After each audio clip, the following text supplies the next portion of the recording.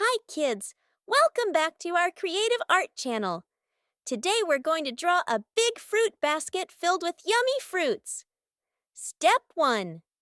Start by drawing a wide curve near the bottom of your page. This is the base of the basket. Then, draw 2 curved lines and connect them. Step 2. Draw the fruits.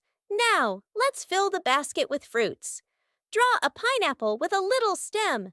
Add a grape and a long banana sticking out to the side. You can add any of your favorite fruits.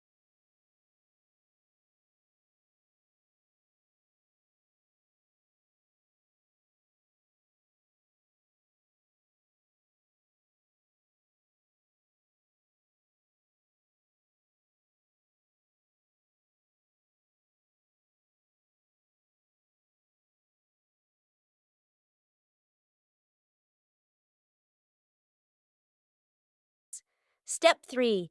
Time to color. Use bright and happy colors to make your fruit basket look delicious.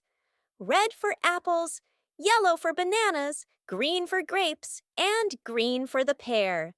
And don't forget to like, subscribe, and hit the bell for more fun drawing videos every week.